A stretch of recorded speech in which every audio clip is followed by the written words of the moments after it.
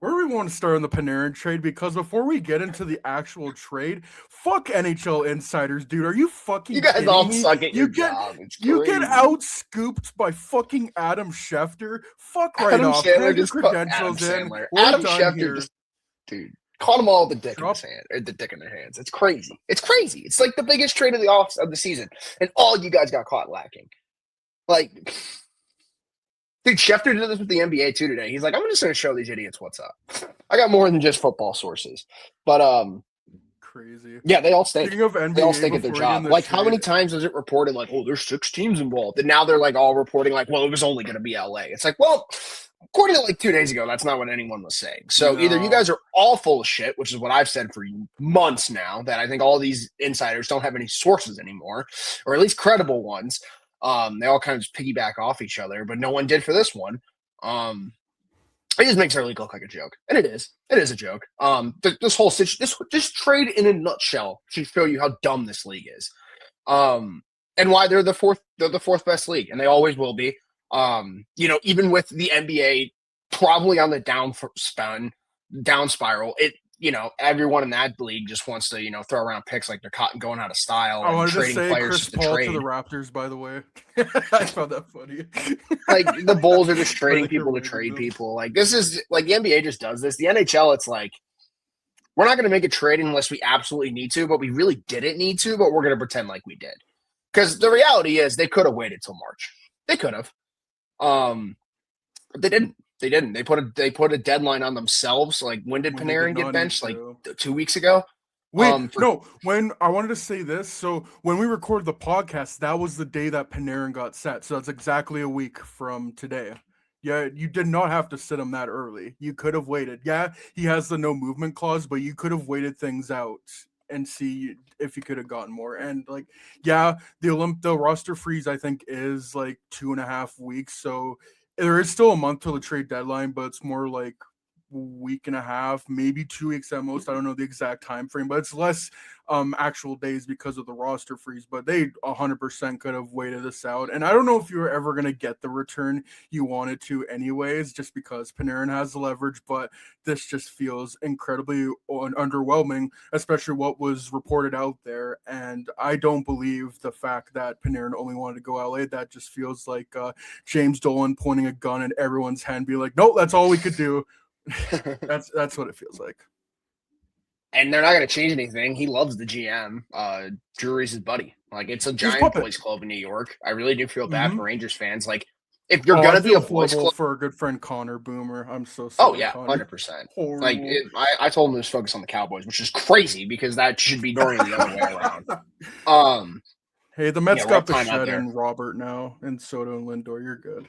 It's like But like my whole thing, yeah, he's got the Mets. He's fine with the Mets. the And most New Mets, York fans baby, can fall back on their Spider-Man. baseball teams. Like they're gonna be fine. But I just hope for the Rangers' sake they've kind of changed around their development and their scouting because you're gonna get a top 5 pick this year, and the top 4 is looking pretty damn solid. So if you mess this up, that's 100% on you.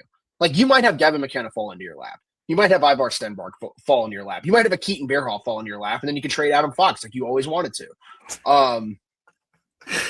Because I think that's coming this summer too. At this point, like I said that the moment he didn't make the Olympic team, but now the writing I think is definitely on the wall. I think the only guy that's sticking around is probably Shesterkin and Miller, which is ridiculous. But Not even Calendry, JT. malpractice by the Rangers. Like I think you mentioned, we were texting about earlier. You said it best. Like the only team that came out of this well is LA because LA just had a superstar fall into their And lap, they didn't and do anything. It fell right into their lap. they didn't give up anything Like, on the roster. I like Liam Greentree as a prospect, but he's not really as big of a play driver as Panarin, clearly. And this is a guy who still is point a game. He's still an offensive dynamo. Yeah, he might not be the best defensively, but he's going to get you 30 goals, 50 assists minimum a year if he's healthy. I think he was well over a point a game this year for the Rangers before he got shut down. And you look at the this year Kings, this is Rangers, a that team is. that they just lack that extra offensive piece. We talk about it with teams like LA, Seattle, Carolina, like a lot of these teams that play pretty well structured hockey, but they don't have the offensive firepower to kind of put them over the top. And I mean, that's been the Kings' MO, except the last year with the Oilers, because they were averaging 6 goals a game and losing. But um Jim Hiller, baby. a player like this is going to help your centers. Your centers are your weak point on that team still. Byfield still hasn't taken that step, but this could definitely help him. And I just look at the wingers that they have on this team. Like you look at the power play where it's going to be Kempe and Oh, Kuzmenko. power Like play is gonna be lethal. Yeah. that's disgusting. Brant Clark starting to flourish a little bit. LA's in that Vegas spot where it's just they have so many overtime losses. A guy like Oh my Panarin is god. definitely going to Fuck help the when you loser get to point. extra Fuck this time. fucking league, dude. Sorry Yeah, to the interrupt. loser point, the loser point's going to have to get changed this summer because there's two teams that are on pace to break the record in the same division, and there's teams that have more regulation wins that aren't even going to sniff the playoffs. Like I think the leading regulation win team in the Pacific is San Jose. So do Yeah. with that what you will. Oilers still haven't cracked a 3-game win And the streak. We'll Hawks get to have them more later. regulation wins than them, I'm pretty sure. Like, it's Yep. so fucking stupid. No, it's a dumb league. It's a dumb league. If you just went by wins and losses, we wouldn't be in this situation. You'd realize who the good teams are, and you realize there's a crap ton of mid in the league right now. But that's the parity that Bettman wants. So, good for him. Can't wait for this experiment to be over, man. I can't do this anymore. Yeah, and they got Panarin retained half, so they still have room to make a move if they want to. Like Kings still have 8 mil after all this. They can go big game hunting if they want to. Again, like I know they were in on like Forsberg a couple years ago. Like there's gonna be some guys out there, I think. So could be very interesting. It could be a very interesting deadline because now, like obviously this move is made, but the Kings have a month to kind of recoup and see where their team's at going into that final stretch before the actual deadline. And it's a team where I don't think pick 20 is going to help you. You know what I mean? And you still have that to use and your second. And, they have decent prospects, not the best, but, there's players that could be dealt. Green Tree is probably at the top of that, but you got Panarin for him. So can't be mad there. And then Kemper's on fire. So, like, if you can get him a little more offensive firepower, like the Pacific's up for grabs. So, like, I love what LA's done here. I wanted to give them some credit because I think we're going to spend the next couple minutes bashing the Rangers. So I just wanted to jump in and give the Kings credit because, they've been well known as a team that when they make the move, it's usually either questionable or, it's something like the Gavrikov move, which was good on paper and good on the ice, but it just the puzzle pieces never connected. This is something where they're actually trying, and it's good to see. I think it's really good to see, and also it's just another good Russian player going to LA at the end of his career. Not going to take Welcome that out back, of Ilya the perspective Kovalchuk. either, literally. But yeah, Except better. LA, tip of the cap. And I really don't think they had to do anything. They might have been calling, but to me, it just feels like Artemi Panarin's agent saying, "Oh, we'll extend in LA," and then Ken Owen's like, "Oh, okay. Oh, we'll do that.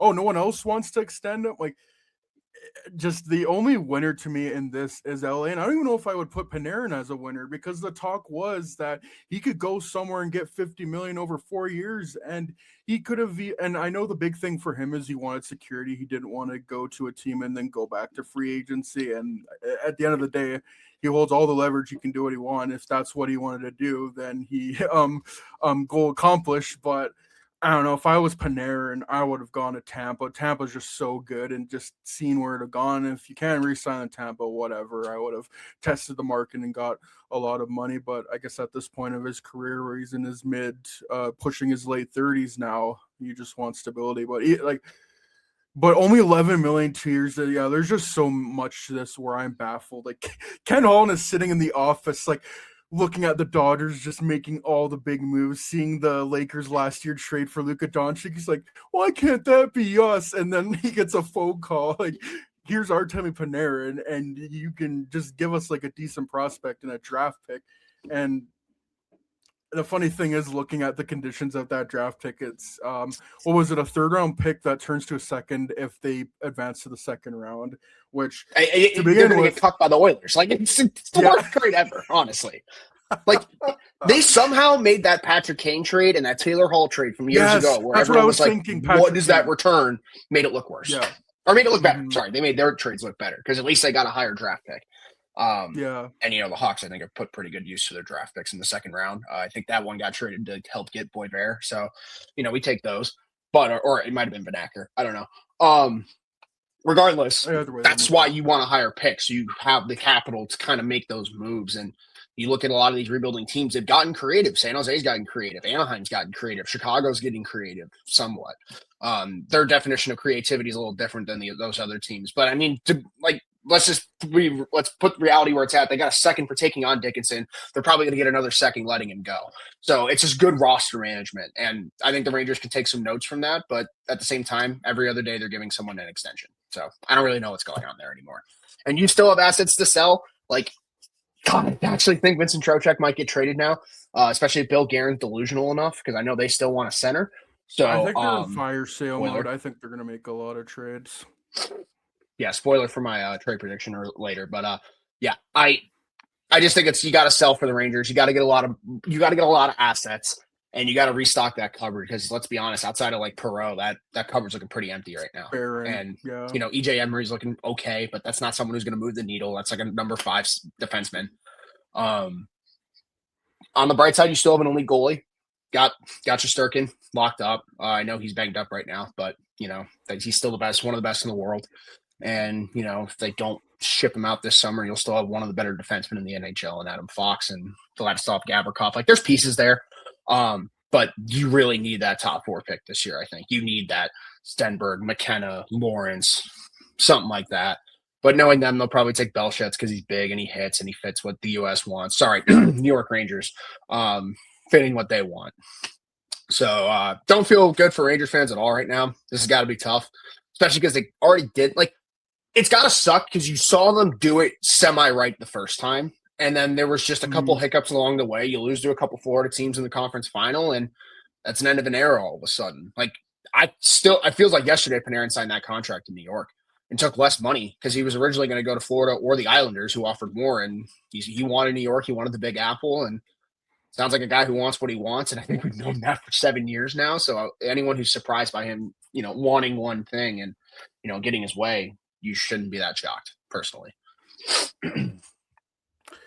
Yeah, and I think another thing that doesn't get talked about with the Rangers as much, 2024, the Panthers destroyed them in the conference final, and same with the Lightning a couple of years previous. In 2018, when Jeff Gorton sent out that letter that we are going to rebuild, and everything went their way, the trades they made, and then you get Artemi Panarin in free agency, and you're able to transition from one franchise goalie to another, from Lundqvist to Shesterkin.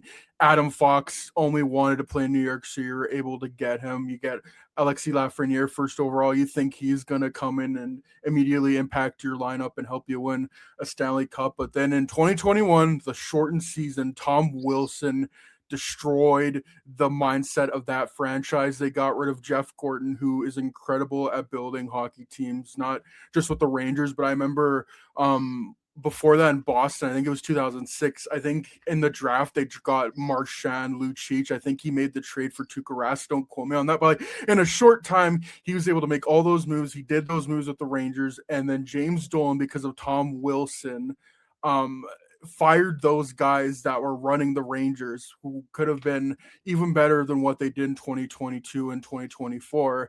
And now you got a puppet in Chris Drury, and here you are with I don't even know what to say, but it's just horrible with the Rangers right now. And it's one thing that they're keeping Drury around, and you bring up the first round pick. They could have a top 5 pick this year. I have zero confidence that they're going to be able to develop McKenna or Stenberg. And I think the same of Greentree. Do you think he's going to amount to anything when fucking Tanner Glass and Jed Ortmeyer are your player development personnel? Like, can we at least start there? Like, we kind of joke around about it all the time. Like, usually it like one change doesn't, like, it's usually a deeper issue, but it's like the scene from Whiplash. Oh, it was your fucking chair. That's all you had to fucking do. And sometimes that does work. Maybe you just got to switch Tanner Glass and Jed Ortmeyer to someone who actually knows what they're doing, because they haven't been able to develop a forward worth a fuck the past. It really seems 15 years. Even when they went to the Stanley Cup final in 2014, who was the star on that team? I can't, like, Marty, 40-year-old Marty St. Louis was your big star. They haven't had a star center in God knows how long. They've always had to trade for their big players, and then they disappear in the playoffs. Like, they just need a total reset with their player development, but I don't think that's going to happen. Like Lafreniere first overall, I don't know if he was going to be in the tier of like McDavid, Matthews, or whoever, but he should still be a top 6 guy, and I have no doubt he'll go somewhere else and do that. But yeah, I have zero faith they're going to be able to develop any forwards. Defensemen, they can do that. Goaltending, they're fine, but if you can't get elite forwards, homegrown elite forwards, the best one I can think of in the cap era for them, like when in the cap era, like before the cap era, they would just buy teams. It's Chris Kreider. I can't think of anyone else. I'm just kind of in my mind going through the draft picks. 2019 Capo Caco, you traded him. 2017 Lias Anderson, Filipino. Like Lias Anderson was a bust. Filipino, you traded for JT Miller, and yeah, like they traded their first round picks a bunch of years, but I can't think of one hit. But anyways, I'm ranting on the Rangers. I would love to have Connor on to see what he thinks about the Rangers, and we'll definitely have him on soon. Yeah. Yeah, I mean, we knew it was coming today. I think like you texted me, Cam Robinson said a couple hours ago, Yeah. like this is probably getting done today. And that seemed the reality once he got benched, or not benched, but shut down until he got traded. Mm-hmm. But I just hope for their sake Liam Greentree turns into a player, because he's a goal scorer. Too, so yes. he might be like a 30 goal scorer for him, but you need someone to pass him the puck. And unless it's that top 4 pick, I don't know who's passing him that puck. I know JT Miller sure as hell isn't. Which, first of all, like they got that guy. How do you get a guy like before he was good and then after he was good? We talked about how is that? Well, I guess yeah. The Hawks do love doing that too, but that's a whole other thing. Just a lot of head scratching moves in New York, and the roster's old, and there's not a lot of depth, and it's pretty bleak. For being honest, it's pretty bleak, and it's probably going to be bleak for at least the next 2 years. Yeah, I don't even know where to go from there, to be honest. And like, yeah, the Rangers are losers in this, but I just can't help but think the other teams, man, to me, it was just dependent on Panarin wanted to go to LA, but did Tampa Bay not put together a good enough offer for that? And then the funniest part, them going to Washington and San Jose. Can we get Ryan Leonard? Can we get Will Smith? Like, no, that's not going to happen. And then your next option is Liam Greentree. Like, there couldn't have been something in the middle, you know? Awful. Yeah, it's just I don't think it's the best run. Like, and you look at teams like look at the team that's right across the river. Or I don't know the exact place, but the Islanders, like Matthew Darche is being extremely clever with the way he's moving around assets, and he's making the team better for a playoff run while not hindering the future. And they're getting younger. Like, and maybe it won't be this year, but they're slowly starting to get some young players trickling through their prospect system. And obviously, they got the number 1 pick, who's going to win Rookie of the Year because he's electric. But you know, it's got to be rough. And then you look at Buffalo; they're finally getting it all together up north. So it's like you in New Jersey gotta have to figure it out. At least New Jersey's got a plethora of talent right now. They just can't stop a nosebleed, and they have no bottom 6 scoring. But you know, maybe Nick Bukestad fixes that. Who knows? Yeah. Jeez.